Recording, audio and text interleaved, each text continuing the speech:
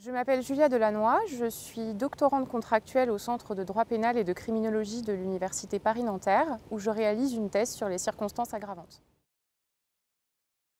Je participe à un projet de recherche sur une nouvelle modalité du contrôle judiciaire qui a été spécifiquement prévue pour les poursuites pénales en matière de violence conjugale. Il s'agit du contrôle judiciaire avec placement probatoire. C'est une expérimentation qui a été mise en place il y a 1 an à Nîmes et à Colmar. Il s'agit d'une mesure essentiellement présententielle qui consiste en l'hébergement de personnes accusées de violences conjugales dans l'attente de leur comparution devant une juridiction de jugement. Et cet hébergement est accompagné de diverses obligations en termes de présence horaire, d'interdiction de contact ou de suivi psychologique. Cette recherche est une recherche-évaluation, donc elle consiste à évaluer l'impact du placement probatoire en termes sociologiques et juridiques. Et à titre personnel, j'appartiens à l'équipe juridique qui est également composée des professeurs Audrey Darsonville et Raphaël Parisot. Nous avons procédé en 2 temps. Tout d'abord, nous avons envisagé le sujet de manière très théorique, puis nous nous sommes rendus sur le terrain, à Nîmes et à Colmar, où nous avons rencontré les 3 acteurs phares de ce dispositif, des représentants du tribunal, du SPIP et de l'association mettant en œuvre l'hébergement.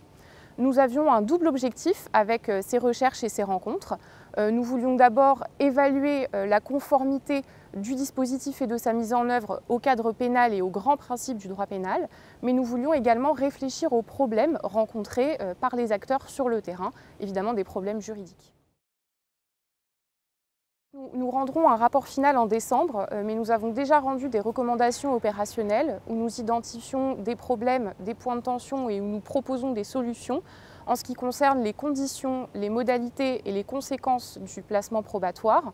Nous nous posons par exemple la question de l'opportunité du cumul du placement avec un bracelet anti-rapprochement. Nous nous posons également la question de son champ d'application exact. Cette recherche répond à la nécessité d'adapter la réponse pénitentiaire aux violences conjugales et à ses spécificités, notamment dès le cadre présententiel.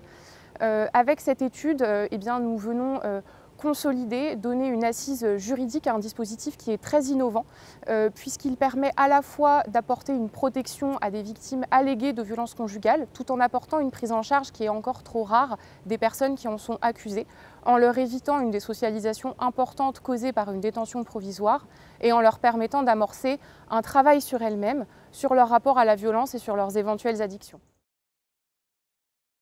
Le principe de cette recherche est en lui-même surprenant puisqu'il est rare de mener de front une expérimentation de ce type et une recherche. Donc nous avons eu un rapport très privilégié au terrain durant ces derniers mois.